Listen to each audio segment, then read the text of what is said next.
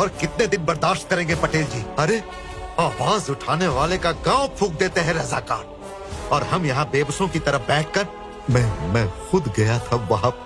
और we spineless Patel जी,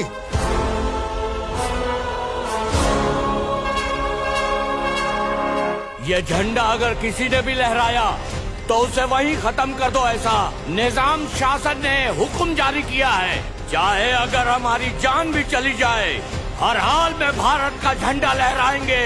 जब वो झंडा फड़फड़ाएगा तो हमारी आने वाली पीढ़ी का साहस बढ़ेगा। वंदे मातरम, वंदे मातरम। ఈ కాఫిర్లు వాళ్ళ హిందుస్థాన్ జెండాలు ఎగరేస్తారట. ఆ జెండా రేపరేపలు ఢిల్లీ దాకా వినిపిస్తాయట. వినిపించాల్సింది రేపరేపల శబ్దం కాదు, ఆ కాఫిర్ల చావు కేకలో.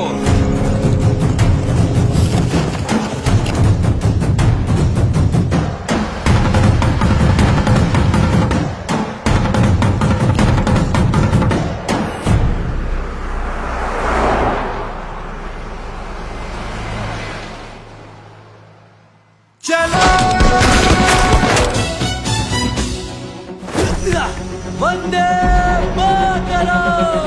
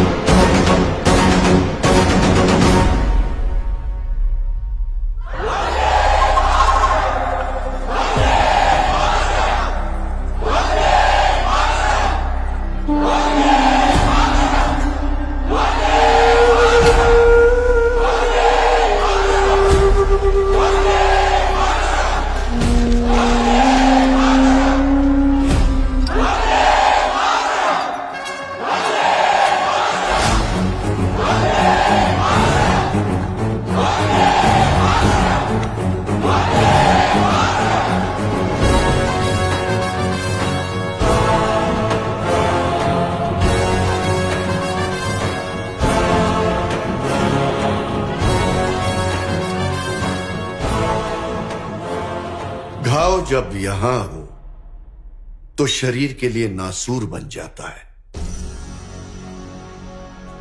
वैसे ही ये घाव राष्ट्र के लिए नासूर बनता जा रहा है। हैदराबाद अखंड भारत का हृदय है। ये मजहबी आग कोड़ की तरह फैलती जा रही है। इससे पहले कि ये जहर राष्ट्र की सुख शांति को भस्म कर दे, इलाज तो करना ही पड़ेगा। दिल्ली अब हैदराबाद से चीखे नहीं, वंदे मातरम का जयघोष सुनना चाहती है। मैं अपने हैदराबाद को शमशान नहीं बनने दूंगा। सेना बुलाइए, हैदराबाद को मुक्त कराएंगे, किसी भी कीमत पर, किसी भी मायने, किसी भी।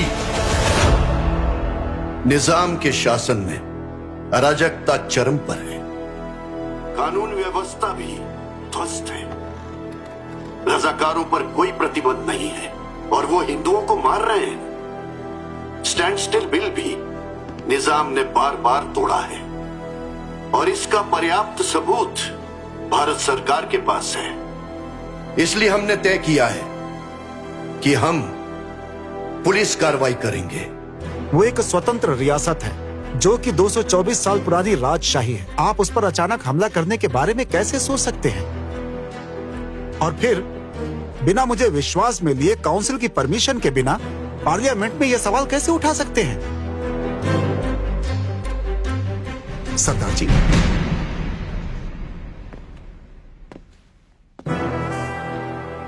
नेहरू जी, यदि नियमानुसार देखा जाए तो आपका कहना बिल्कुल सच है, लेकिन अगर पटेल जी ने निर्णय नहीं लिया होता तो हमारे एग्रीमेंट के बाद चाहे कुछ भी कर लेते, ये हैदराबाद पूरा कब्रिस्तान बन जाता। पटेल जी जो भी निर्णय लेते हैं सोच समझकर ही लेते हैं। मैं भी पटेल जी के निर्णय का पूरी तरह से समर्थन करता हूं। अगर आपको ये पसंद नहीं है तो मैं इस्तीफा दे देता हूँ। मेनन जी, आप इतने आवेश में मत आइए। आला हजरत, हिंदुस्तान से गवर्नर जनरल राजगोपालाचारी ने पैगाम भेजा है। वो चाहते हैं आप रजाकारों पर पाबंदी लगाएं। साथ ही वजीर आजम लायक अली खान साहब को भी बर्खास्त करें और अमन और सुकून कायम करने के लिए हिंदुस्तानी फौज को सिकंदराबाद में ठहराने के जरूरी इंतजाम किए जाएं।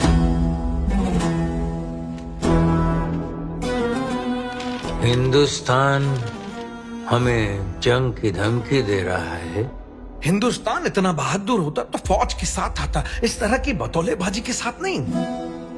अगर हिंदुस्तान ने हम पर हमला करने की जरूरत की तो पाकिस्तान अहमदाबाद और दिल्ली में बमों की बौछार कर देगा। आला हुजूर, उनकी फौजें हमारे मुजाहिदों के मुकाबले में कुछ भी नहीं है।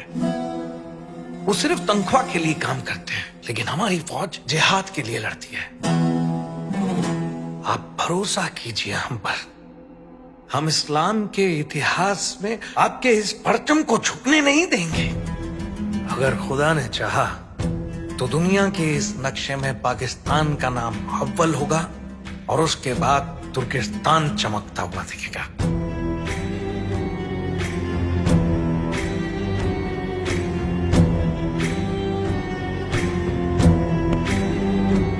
अल्लाह हाफिज।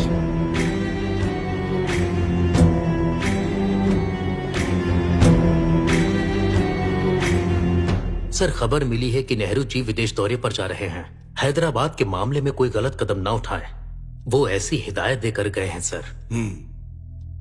मेनन, सर, राजेंद्र सिंह को कहो कि कश्मीर में हमारी फौज को टुकड़ों टुकड़ों में दिल्ली भेजे और दिल्ली से हैदराबाद।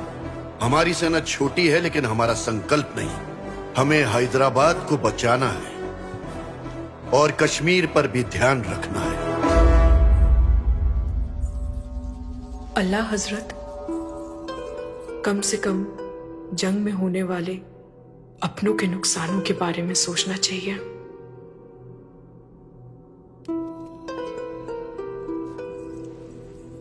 फिलहाल हम असफजाही का खजाना लंदन भेज रहे हैं।